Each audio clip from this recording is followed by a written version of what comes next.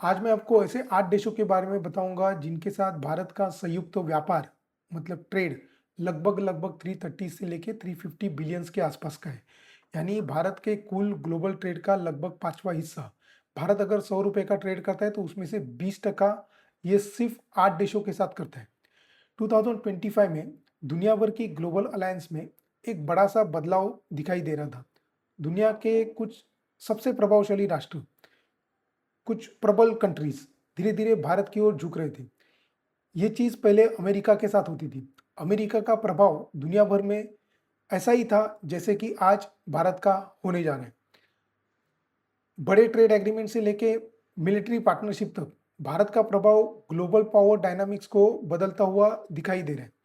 आज भारत का total global trade goods और प्लस सर्विसेज मिलाकर लगभग 1.6 से लेके 1.7 ट्रिलियन के आसपास है, जिसमें मर्चेंटाइज ट्रेड लगभग 1.2 ट्रिलियंस के आसपास है और सर्विस एक्सपोर्ट खासकर आईटी, डिजिटल इंफ्रास्ट्रक्चर और कंसल्टिंग तेजी से बढ़ रहे हैं।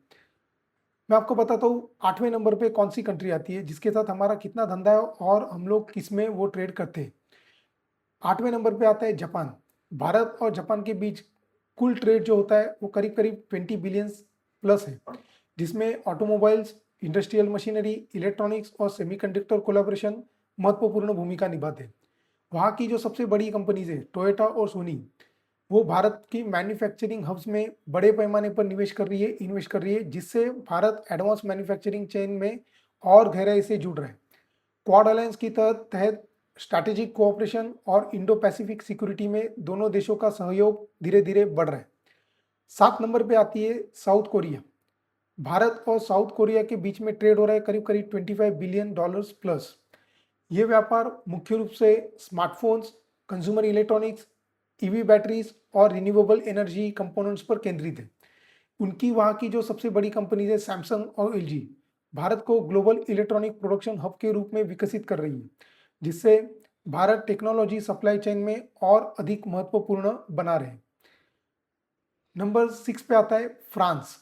इंडिया फ्रांस ट्रेड लगभग 30 बिलियंस के आसपास है। राफेल डील्स, नेवल एक्सरसाइज और एरोस्पेस कोलैबोरेशन इसमें महत्वपूर्ण भूमिका निभाते, जबकि क्लीन एनर्जी में सोलार, विंड और न्यूक्लियर प्रोजेक्ट्स में फ्रेंच और इन्वेस्टमेंट्स भारत में बढ़ा रहा है। इससे एनर्जी और डिफेंस दोनों सेक्टर में संबंध और मजबूत हो रहे हैं दोनों देशों के। नंबर 5 पे आता है जर्मनी। इंडिया जर्मनी ट्रेड लगभग 35 से लेके 40 बिलियंस प्लस है। Automobiles, heavy engineering, green hydrogen और एडवांस मैन्युफैक्चरिंग के क्षेत्रों में सहयोग बढ़ा रहा है। जर्मनी भारत को स्किल वर्कफोर्स और स्टेबल पॉलिसी एनवायरनमेंट के कारण दीर्घकालीन इकोनॉमिक पार्टनर के रूप में दिखता है। नंबर 4 पे आता है Saudi Arabia. India Saudi Arabia trade लगभग 50 बिलियंस के आसपास है, जिसमें एनर्जी इंपोर्ट्स सबसे बड़ा घटक है। क्रूड ऑयल और पेट्रोकेमिकल्स भारत की एनर्जी सिक्योरिटी के लिए बहुत इंपॉर्टेंट है, जबकि रिफाइनिंग और इंफ्रास्ट्रक्चर इन्वेस्टमेंट दोनों देशों में सहयोग बढ़ा रहा है। नंबर 3 पे आता है United kingdom. India UK trade लगभग 23 से लेकर 25 बिलियंस का है अभी। फाइनेंशियल सर्विस, फार्मास्यूटिकल्स, एजुकेशन और टेक्नोलॉजी सेक्टर्स में ये सहयोग बढ़ रहा है। अब हाल ही में जो फ्री ट्रेड एग्रीमेंट हुआ है उसके बाद भविष्य में बायलैटरल ट्रेड और भी बढ़ेगा। नंबर 2 पे आता है रशिया, जो हमारे बहुत सालों से पार्टनर रह चुके। इंडिया रशिया पार्टनरशिप और उनके बीच में होने वाला ट्रेड लगभग 40 बिलियंस का था, लेकिन हाल ही के कुछ सालों में वो अचानक बढ़कर 60 से लेकर 60 बिलियन के आसपास पहुंच गए, मुख्य रूप से डिस्काउंटेड एनर्जी इंपोर्ट और नेचुरल गैस इंपोर्ट के कारण। डिफेंस कोऑपरेशन जैसे S-400 सिस्टम और जॉइंट प्रोडक्शन एग्रीमेंट्स इन संबंधों को और ज़्यादा स्ट्रैटेजिक डेप्थ देते हैं। एनर्जी और डिफेंस इस पार्टनरशिप में मुख्य आधार है। और नंबर 1 पे आते हैं, आप चौंक जाओगे इस देश का नाम सुन के, वो है चाइना। इंडिया चाइना ट्रेड सबसे बड़ा है, लगभग 100 से लेके 120 billions plus. Electronics, telecom equipments, industrial machinery और केमिकल सेक्टर्स में व्यापार बड़े पैमाने पर है। हालांकि दोनों के बीच में बहुत बड़ा ट्रेड डेफिसिट है, क्योंकि भारत इलेक्ट्रॉनिक्स मशीनरी और सोलर कंपोनेंट्स बड़ी मात्रा में इंपोर्ट करता है, लेकिन उसके सामने वो एक्सपोर्ट कम करता है। इसीलिए ये ट्रेड डेफिसिट बहुत बड़ा है। लेकिन इतना बड़ा ट्रेड डेफिसिट होने के बावजूद भी सप्लाई चेन एक दूसरे के अंदर इंटरडिपेंडेंट है और दोनों देशों को आर्थिक रूप से ये जोड़कर रखती है। इन 8 देशों में लगभग 350 बिलियंस का व्यापार एनर्जी, डिफेंस, टेक्नोलॉजी और मैन्युफैक्चरिंग में इन 4 सेक्टर्स में डिस्ट्रीब्यूट होता है।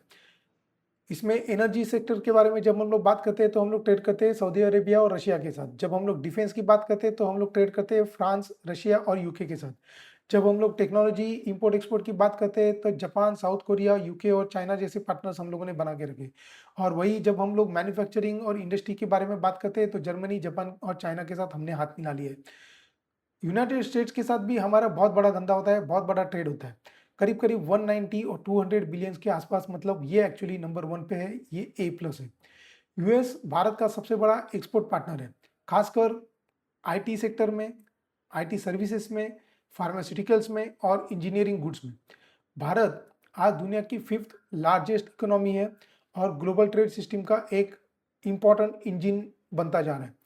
ये केवल डिप्लोमेटिक रीअलाइनमेंट नहीं है, ये इकोनॉमिक इंटीग्रेशन और स्ट्रैटेजिक बैलेंसिंग की प्रक्रिया है और आगे चल के ये भारत को और ज़्यादा प्रभावशाली बना देगी।